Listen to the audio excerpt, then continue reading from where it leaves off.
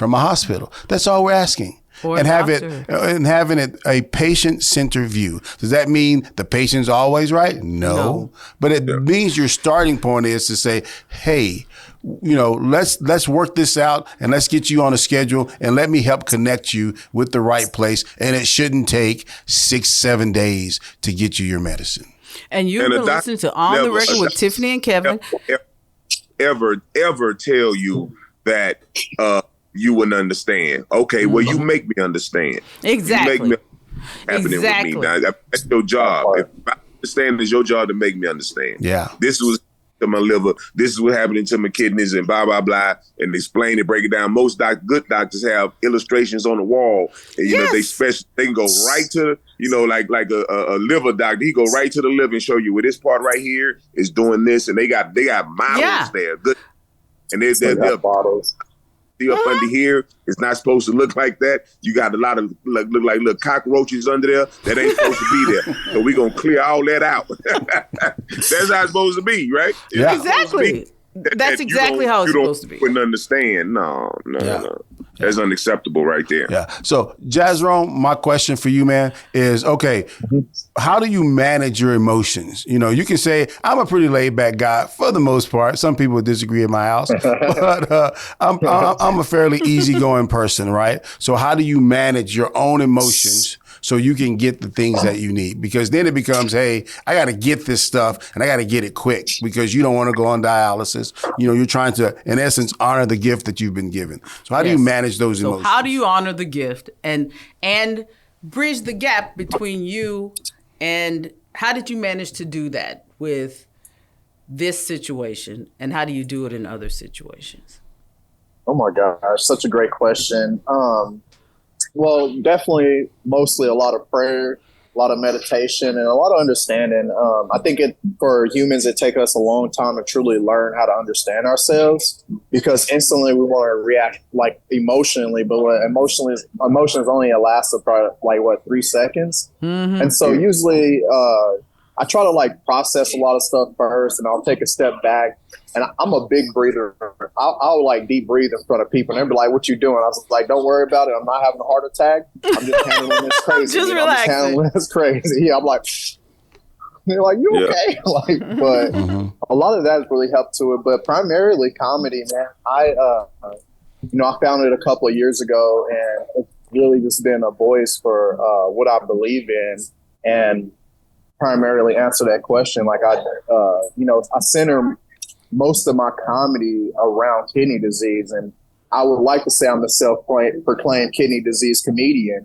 And I'll wear that title because, as you know, Tiffany, I work with mostly a lot of different foundations. And so in that instant, I get to come in and work with patients. And as I learn stuff, I kind of educate people in a comedic way. And it's so interesting, taking my comedy and then putting it into a club situation because it's not relatable. And so the trickiest part is just try to break it down to a point where people can really understand my story and how, I'm dealing with it and going through it. But I like to kind of bring it back to, why it's important and, how it's changed my life for actually the better, but also, implicate that fact that it was really hard. But dealing with this, I think we all have to find our own space and our own mental mindset to really handle it. There's no real right way, but as long as you can find some peace in it, make it happen, make it through. Prayer first. I love God. I feel you, man. That's just how I feel about it. It's like, you have a situation and you just deal with it. It's nothing you could do to unchange, to make it not be. So you already have what you have, and you just have to manage it and just keep on moving every day, man. Everybody has something. Everybody has something that they dealing with, man. We just have a foreign object in our body that we're not used to. Our body not used to, so we have to make sure. Like I said, I got a girl kidney, man, and girl kidney. I got a girl kidney, man, and I like going to smelling Sephora's now. Well, your You had a live donor, or yeah, I had a live donor. Live donor, man, and How did, huh? I was gonna say, in terms of our knowledge to action, like part of the whole campaign of knowledge to action and neighbors helping neighbors is telling each other's stories and understanding each other's situations, because when we hear what's going on with Jazrome, then when we talking about kidney disease with someone else, you're gonna run across other people who've been through the same thing. A lot of people, yeah. And I always say they treat everyone the same, right? They're dismissive oftentimes, right? You don't get all of the full, you don't get all your options, right? And I don't know if that's because the people who are giving your information don't have it, or sometimes they just take for granted that they're on the inside. It's sort of like when I was when I worked at Merrill Lynch, right? We were on the inside, so we use a lot of terminology that's industry terminology that no one else understands, right? And so when and I always tell people, if you don't understand a word, right, stop and say, hey, could you explain that to me? And if they still go, could you make it concrete? Like, what does it do? Right. And that's where people have to ask those questions. And that's why we named this Neighbors Helping Neighbors, because it really is. It's a neighbor helping a neighbor. It really is neighbors helping neighbors. You have to reach out a hand to the other people who are going through this, and to the practitioners. See, we mentioned briefly while talking about the folks that are difficult, there are many that are good at what they do. And so when we're talking about neighbors helping neighbors, one of the first things that I do when people ask me, hey, who do you go to? Who do you trust? And they tell us we're showing favoritism. Oh, it kills me. I'm not going to tell you about the one across the way who nearly let my friend run into the brick wall of renal failure. Yeah, when he could have helped him. I'm not going to be like, go over and see that guy. Maybe you'll have a different experience. Hey, I'm not rolling the dice on you. I'm laughing at this because Tiffany always tells me, hey, you need to calm down. Don't be going in when you're on the radio. I don't okay, first of all, see, how are we defining going in? Because it's not going in to say this person is amazing. Hold on, I'm going to go off script. So we got a call probably like 2-3 weeks ago. And so Tiffany returned the call, right? And so this lady was telling Tiffany about an experience that she was having with a group of physicians, and she knows these people, right? And so Tiffany said, hey, I'll call you right back. And so Tiffany called up the practices and like, look, what's going on over there? This lady has had a bad customer experience. And she went on, and you went in, right? And then they called her back. Why is that called going in? Because it is. That meets the definition. When you go in like that and you demand certain things and you're telling them what's what, that's called going in. Look the definition up. Going in. Okay, whatever. And so, but that's our general attitude, is that, hey, if you were my neighbor and you came, you saying, hey, this is going on and I have the power to help you, why wouldn't I help you? Mm-hmm. Right. And my thing about it is this too. I'm giving you, practitioner, the opportunity to correct a flaw in your business that is actually, since your job is to make money from kidney disease, you're not going to make money for very long if you're being a butt face to people. Right. So there you go. There you go. I think you can say that on the radio. Oh. Yeah, you can say that. You're not gonna do it for very long if people are being treated poorly. Look, my mind is like so crazy because we were talking. You know what? I'm not even gonna do it. I'm not. Don't go Cat Williams on us, please. Yeah. Just know that if you put everything we just said onto a T-shirt, it'd just be wild.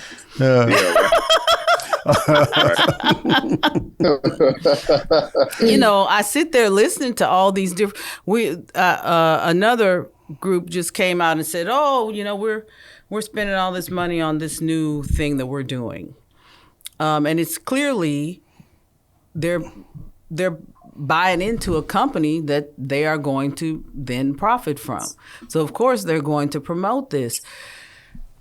Look, at some point, you got to have advocates who do nothing but advocate. From the patient's perspective. And do not have a financial interest in companies and in some form. You know, they haven't bought so many shares of dialysis, so now dialysis is great, according to them. They haven't bought so many shares of the latest diagnostic, so the diagnostics are great, according to, you know, those things. When we're advocating for patients, we got to be like, we've got to have patient advocates that's what they do. That's it. But we got to advocate for the optimal, though, Tiffany. What is going to allow me to live my life? It's not skewed in some way. It's got to let me live my life, right? Because here's the bottom line to this. I'm going to ask the two of you this question. If you had the option of finding out that your kidneys could go south, but if you changed your diet and took this little 25 milligram pill, you could not lose your kidneys. Which one would you choose?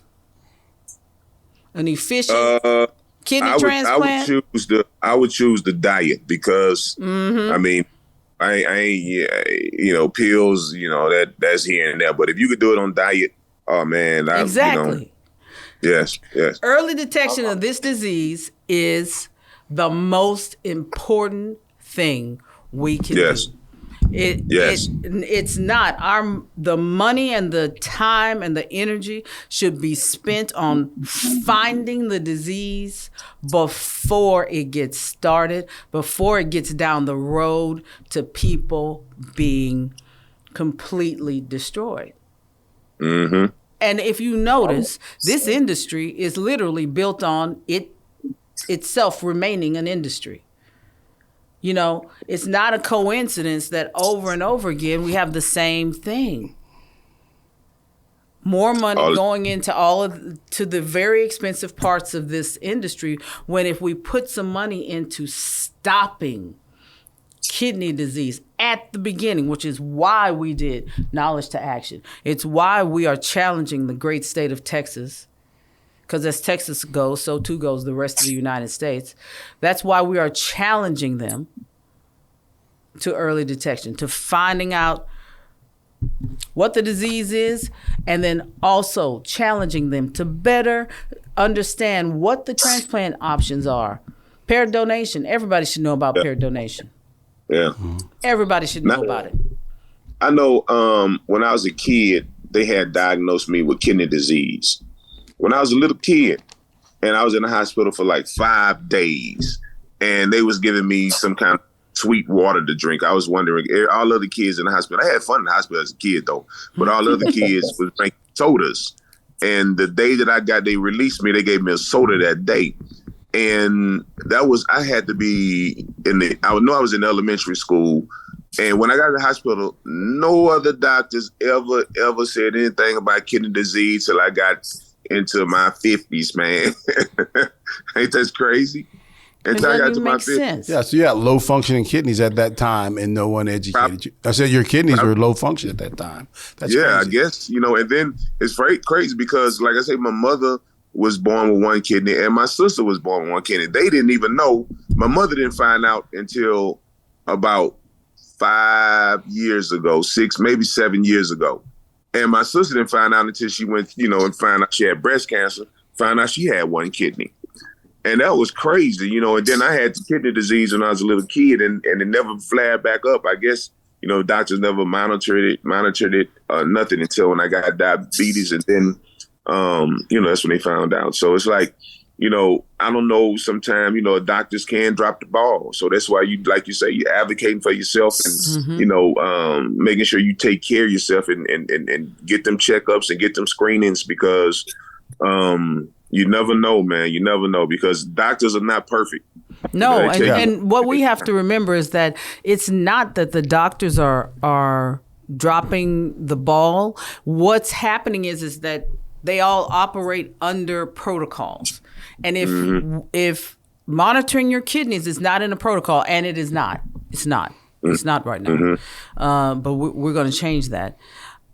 They're not going to follow that because they follow a protocol. So they've got a protocol for diabetes. They've got a protocol for hypertension. And so their priority when you go in to see them is following the protocols that they are graded on. I guess if you were saying that you're graded on something, they're following the protocols that they are supposed to follow. So they're as hamstringed as we are in some cases, in many cases, because. But there are other cases. They've got the protocol. Look, y'all giving them a pass. You're giving. Okay, I feel I'm like not giving them a pass. I'm saying this is what's they happening. are confined to certain restrictions. Happening. But at the same time, some basic customer service, they can do better. Yeah. Right? Yes. Like you have a medication. You have a medication, Jazrome, that you need to have. And they know that. And they know that, right? Some basic customer service of, dude, here, let's connect you to the right place, right? We get calls like that all the time, right? And I'm like, I don't know, but we can connect you with some people who can help you because you're in a situation, we don't have the capability of helping you, but we're going to try to use our network to get you connected with the right person. So give us a moment and I'll call you back by the end of the day. Right. Or by the end of they needed to call and them we back come right back. then. We come back with a list of names. Hey, call this number right here. It is the such and such department. They do this. Call this person here. They're over at UHS here locally. They should be able to answer this question and point you in the right direction. And you tell them that we told you to call, and they're going to help you navigate that. And then we follow with a simple phone call. Why do you have to take? I mean. We must have different things because I know the one that I take is like the prednisone. The three that I take, the three mains is prednisone, the CellCept, and the Prograf.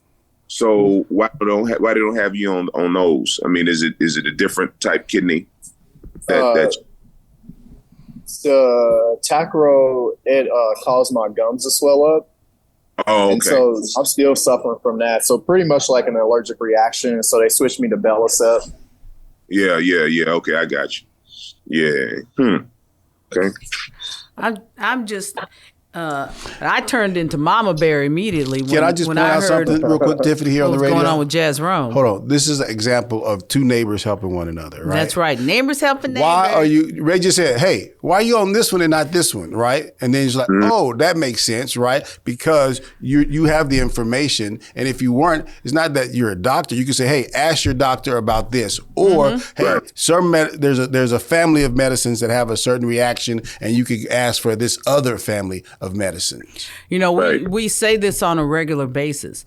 Nobody is coming to save us. No, they're not. We have to, but here's the beautiful part about that is that we live in a society and in a country where we have so many options and we have so many great therapeutics. We have great doctors, protocols, different things that we can utilize. But we have to know that they're there. Yeah, you have to know, and you have to know how to access them. So, like that you've got an amazing nephrologist. Well, when you see people, you need to be saying, I don't know what's going on with you in this negative thing that you're experiencing, but here's my nephrologist, and he's top drawer. Oh yeah, like anywhere. I always recommend my nephrologist. People have asked me out here. He's just an amazing guy. But yeah, I mean, and it was the same thing with us and that lady. Like I was like, hey, UT Southwest, go over there, go see Bob Toto and his people. Dr. Toto knows what he is doing. He is one of the best in this country and arguably in the world. Go see him. When it comes down to blood pressure and issues with blood pressure, he can help you. See, but the hard part about that, though, Tiffany, is when we're communicating with them, right? Had they gone over to see Bob, has a great program. They do good work over there. But But who are we, right? That's just, I'm dealing with the expert, the doctor. How do I get over here? And so there's there's a lot of fear, and people feel entrenched into a situation, right? So for me, it's always hard when I find someone like that to motivate them and get them in the right direction to go see the people who are good. Now, I know out there in the world, everyone thinks a doctor is a doctor is a doctor, right? That's not true, right? No, people think all doctors are good. And that's what's But all quarterbacks in the NFL aren't good. There are good quarterbacks. Well, we definitely need to tell people that, because then all of a sudden it'll be in perspective. And that's looking at what we see right now with the NFL. And that's the analogy. And that's the analogy that I use with people. I go, hey, everyone got through medical school, right? We got that, right? But just like in the NFL, everyone's not the same. If it's a guy, use that. So you need to go try this guy who's a 5-star. I'm not saying your guy is not a 5-star, probably more like a 2-star, but that's just, I don't say that part, right? And just go get the second opinion and see what they tell you. And that's often the part that's very, very difficult to communicate, especially if people are in a place of fear. I really hone in on stuff like this, and the reason why I got after you, Jazrome, is because, on a personal level, I got a call from one of my relatives in another state, and he had been in the hospital, and they said he was going into that he had diminished kidney function. Now, he wasn't in renal failure, and this was probably about 4 or 5 years ago. And so I said, Uncle, when you get to the doctor's office, you call me with your doctor. He calls me with his doctor. His doctor says, oh, he doesn't need that therapeutic, and he doesn't need... this is SGLT2 inhibitors. Yes, SGLT2 inhibitors. He doesn't need that.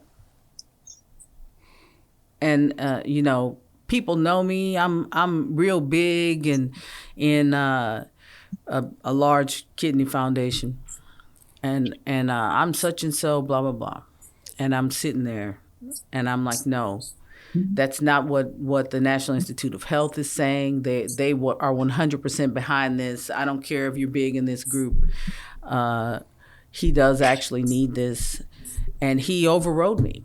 The doctor overrode me. I tried to get my doctors to call. He overrode me.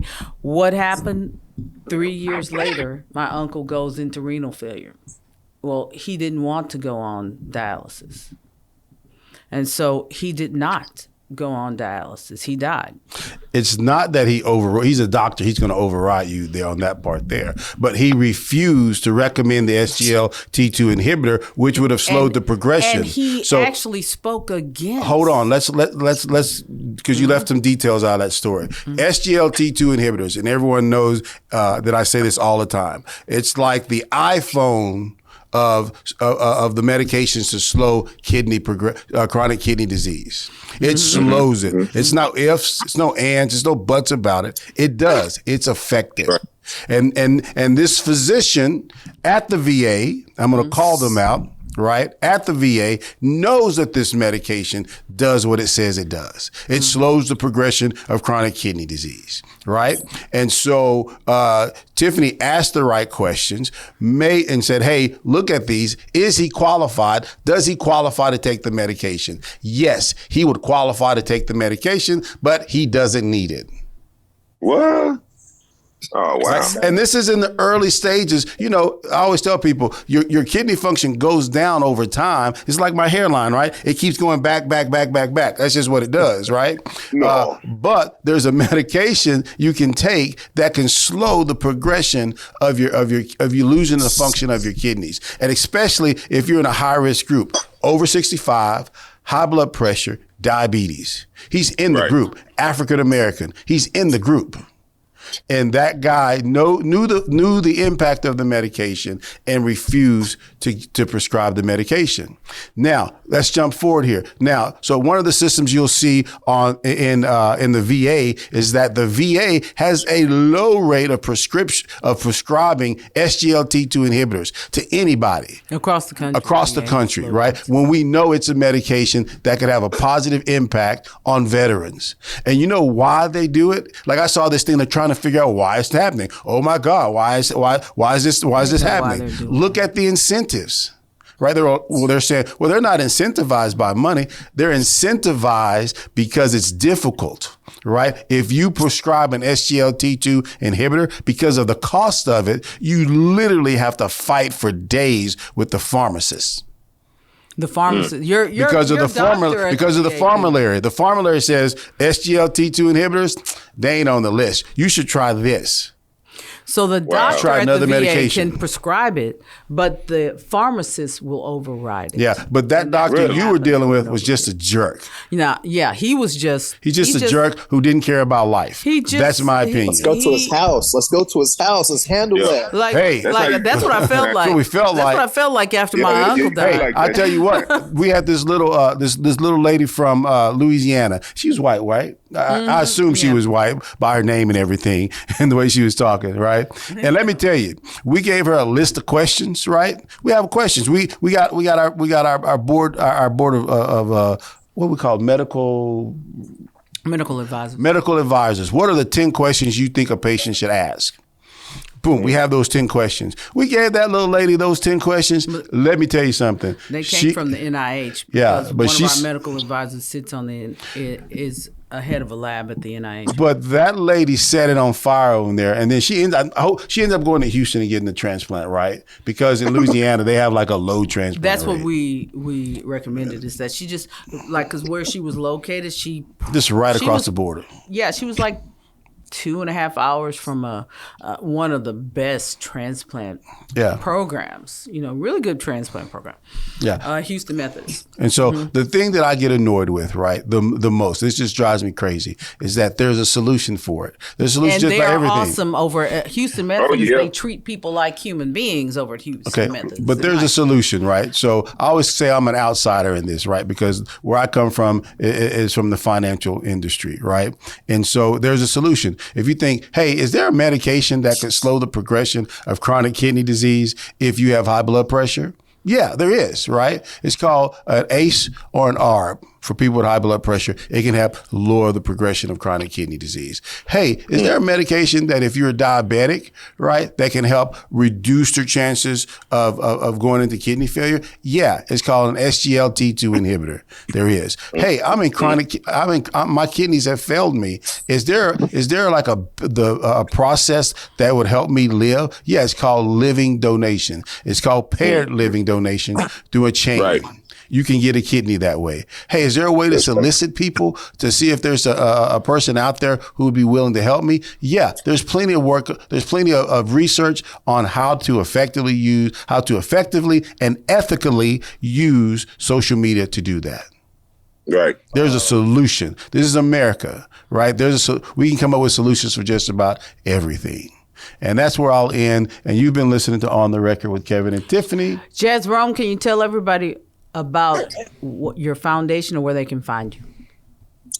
I'm easy to find on Instagram, AJ_Coulter2. And I do have a nonprofit called Disease Jokes. And it's just built on a foundation of awareness and spreading around kidney disease. And then, later I want to get into more, therapeutic stuff as far as being dialysis patient and then like treatment of patients and overall. But mainly I'm really high on Instagram. I have LinkedIn, Facebook, TikTok. I make kidney jokes on there. And, my hey, go ahead. I actually have a new one coming out. I actually do a play off one of my jokes. I think it's going to be pretty good. I'm about to drop it soon. I'll send you some videos, Tiffany. They're pretty funny. And, my website is diseasejokes.org. And I also post my schedule throughout the nation. And, I'm going to continue spreading and educating and telling jokes about kidney disease. Awesome. Hey, Reggie, you doing comedy tours as well? Yeah, I'm in Vegas now, man. I'm leaving. I got to do Oklahoma, 3 places in Oklahoma next month on the 16th, 17th, and 18th. I'll be in Lawton, Oklahoma City, and Tulsa. And just finished a horror movie, man, called Super Moon. And director had put rave reviews on the character that I played on Instagram the other day, man. I was pretty excited about that, man. Wow. She was like very happy with, she broke it down. So yeah, man, still out here trying to slang, man. I also do kidney jokes too, because, when you're a kidney transplant person, I mean, you have to talk about it, because some of the stuff that you go through, man, is hilarious. It ain't funny when you're going through it, but when you look back on it, you're like, wow, did I really let my groin get that big? So yeah. But that's so yeah, I'm still out here, man. So I hope I don't get caught in this. We have a serious rainstorm coming to LA. So well, let me I'm let try you to make it back before that happens.